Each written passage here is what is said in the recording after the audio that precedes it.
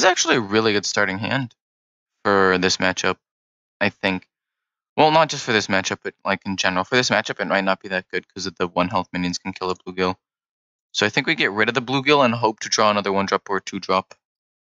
Shadow Step with Giggling, not Giggling, the Gentle Megasaur is actually a pretty good combo. So we're gonna see how that works out. And it is odd, obviously, so that's gonna be a bit of a bummer. I think we play the Tide Caller. Next turn we may just have to Dagger, which sucks. I don't think I'm ever gonna actually get a board. Like I said, this is the deck's biggest counter, being the kind of deck that uses minions to control the board. That being said, he's using a lot of his stuff early on. So it might not be as bad, but it's still going to be not fun to deal with.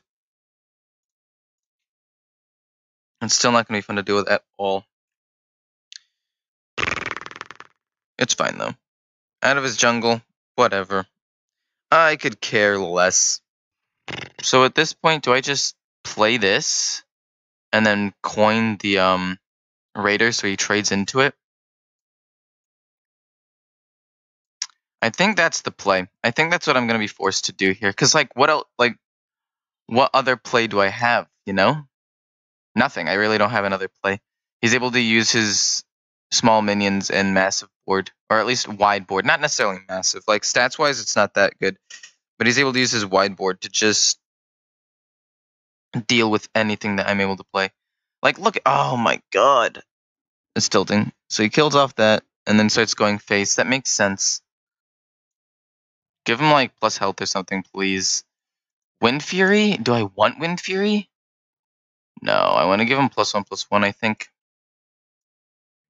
Kill that in turn. Oof. It's probably okay, though. Like, this board state's probably fine. Oh my gosh. He's going to level up, and I'm not going to have a response to that. Because I still have to get through all of his taunts. Oh, man. Okay. So the question now is, do I do this and just discover a Murloc, or do I Shadow Step this and hope to give him all health? I think we just play this. We discover. And we can give him all health, potentially, if they live. Like, if he decides to go face with all of this, which is what I'm hoping he does, we are in the clear. And by in the clear, I mean I'm still taking 12 damage. 13 damage, but... Oh my gosh. There's level up. Just go face. Don't actually trade into my stuff, please. Oh, he's going to trade in. So I think I go with Murloc Raider. Pump up their health. We're going to pump up health and Dagger. And then we're going to hit this, kill one of these, and then turn. So now next turn, he's probably going to kill the 3-1, kill something else. I'm still going to be able to Megasaur a couple of things. I actually don't think I'm out of this game. I think I've weathered the massive storm.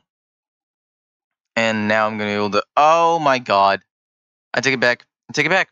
Did not weather the storm. I'm not going to get absolutely wrecked by this. Oof. Okay. So, we play this. We adapt them all. Give them like +1/+1 or health or something. Ooh, don't want to accidentally press that end turn button. Now, do I want to Shadow Step it and do it again? Is the question. I think the answer is yes. I have nothing else I necessarily need to Shadow Step. So I think Shadow Stepping this is probably my best play. Again, health or +1/+1. I think health so that they stay alive longer is better. So we kill that. And then I say we kill one of these 1/1s. Oh, if that's Tarim, I'm wrecked. It is Tarim, isn't it? Yeah, he got Tarim. My god. Like, I can't win this game. It looked like I was doing well. It looked like I had regained control, or at least like a moderate amount of control. But, really, I just lost. Was there anything that I can draw that could win me the game? Any 1-drops? No. My build of Odd Paladin doesn't even run Stonehill Defender, because I don't want to rely on the RNG of getting Tarim. Like, obviously, it's a game-winning play, but also I don't necessarily think that I should try to base my wins around that. I feel like having more consistency and being able to build a board is better. But then again,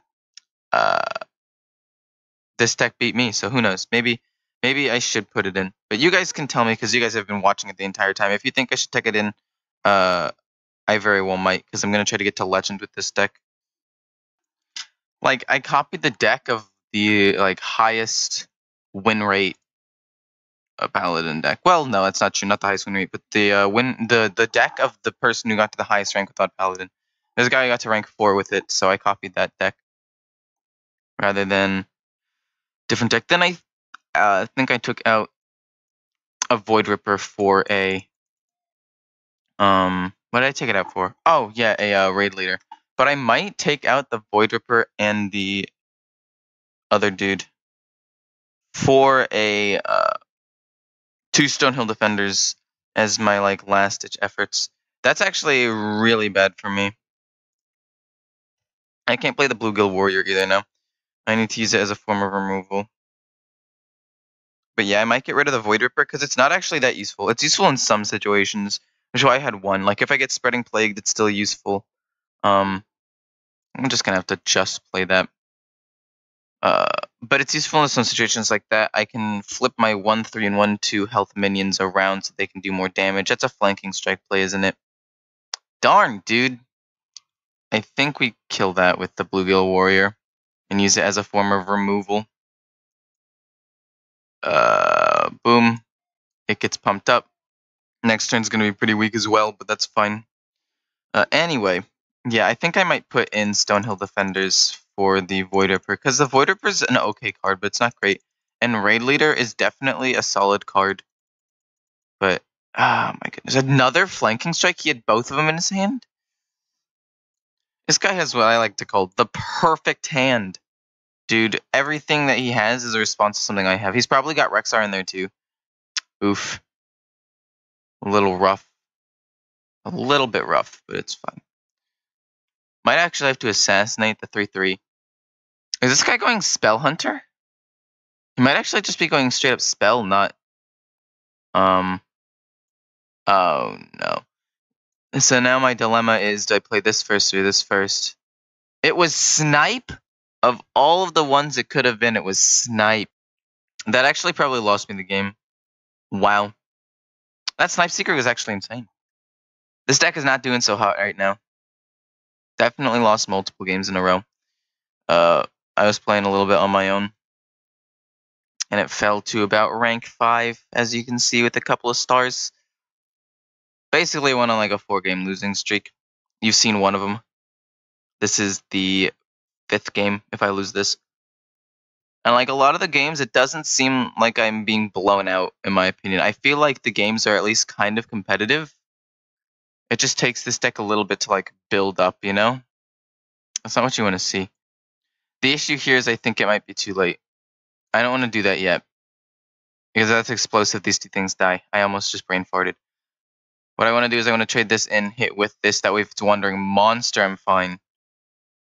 If he has Rexar, then I basically just concede right here. Yeah. Oh my god. Getting absolutely wrecked. If they're able to respond to my early game few Murlocs, I think I lose. He had the Candle Shot into double flanking strike. 1 flanking strike I could have dealt with, but 2 is too much. Oh, I want to get a win for you guys. This one's kind of rough, though. I want a 2-drop, man. But the War Leader's so good. How could I pass up the War Leader? He basically just makes the deck, or makes the minions, unkillable. And if he has a Thug or something, I can deal with it this way. And the Primal Fin Lookout's pretty good too, but I need a 2-drop. And I have this, turn 1, turn 2 to draw 1. I really hope that I get it. Really, any 2-drop I'll be willing to play. Literally any 2-drop I'm willing to play here. Or even a 1-drop. I'm willing to play a 1-drop too, because I want to be able to have something else I can combo this with it. But I didn't get it. That's really bad, actually. I needed that 1-drop, or a 2-drop, or 1-drop, or a Murloc in general. Now he daggers, kills the 2/1. Darn! I think I just play this. because he has like a continuous effect kind of thing. Whereas these are like battle cries, so I want to conserve those. I might just pump up its health if he doesn't kill it this turn, and he probably will. Probably going to be SI Agent, ping, play a thing. Oh, it's not. Wait a minute. This changes things a little bit. Pump up the health, kill it. And I think we're just going to end turn. Rogue has no like massive removal, so I think playing this and this is probably the best. Although if he wipes my board, this, then this, so I can actually discover a thing. Prep Vanish or Prep Sprint? Or like... Interesting. I'm not gonna lie, that's a bit of a bummer. Probably gonna weapon up again, and that's gonna be his turn. I think this guy's going Kingsbane now that I saw the toxicologist. He is. I was able to outlast one last time. Really? Drawing card that way too, okay. I see you. I'm picking up what you're putting down. You can go with this suit, we discover. Probably a war leader here. And then 2 of these. Kill 1, trade into that. And turn. Kingsbane would be rough here, but not like the end of the world, I don't think. Probably going to play the Megasaur next turn. Adapt him, probably give him health, I want to say. Or alternatively, I play this and this and don't adapt him and I just discover one and then play the war leader later. Especially because I got another war leader. We'll trade that in and then we'll hit him in the face for 5. I think this is an okay state to be in. Sure, sap that. I don't really care about that much. I just don't be able to kill all my things, please. Oh, that's not what I wanted. What I wanted was for him to not be able to kill everything. No way he kills that too. No way he kills that too. It's going to be hit, then Doomerang, and then I'm going to be kind of stuck. Next turn is probably going to be War Leader, Megasaur. Ooh, and I actually get 2 things out of it. So if I get Megasaur, that's actually pretty solid. Play this. Play the Megasaur. What do I get? Wind Fury is probably the best thing here, right? For maximum damage. I have a Shadow Step, so... I mean, that's not that big of a deal, but it's still decent. And if he doesn't get Lifesteal, I'm pretty sure I'm going to win. Well, speak of the devil. Now pump it up, and then hit something. You can kill off these 2. I'll have a 5/4, theoretically. That'll keep me alive. Or that won't necessarily keep me alive. It'll kill him. That's dead. Kills the 3/3. Hits the 5/4. Lives with 1 health, but then I just dagger him to death. I'm able to get a win. Yay! Hip hip. Hooray! Hip hip. Hooray! Oh, wow. I'm actually not able to kill him. Never mind. I take it back. That's a little upsetting. Oh, never mind. Take it back. Able to win again. Boom. Boom. Boom. Let's do as much damage as possible. I don't have a quest for it, but this is just for BM because I only won 1 this time. So, definitely found this deck's bad matchup in on Paladin. I think that might be the 2nd time I played it, but it was not fun at all. It's fine. And then the other class that I played, I don't even fully remember what it was. All I know is I don't actually think I ever had a board state. Oh, it was Hunter, of course, and he was just able to control it with Candle Shot. So, I don't know. This deck has potential. I definitely think that it's a pretty decent deck.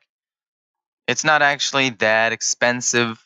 A lot of people already have a ton of these Murlocs because they've been in the game since like the very beginning, except for like the Rockpool Hunter and stuff like that. SI Agent will be in the game for a while. A lot of people have him. These are just a lot of old cards that you can just throw together to make a pretty decent deck. It's not as good as Murloc Mage, but it's definitely a solid enough deck to, you know, win you some games.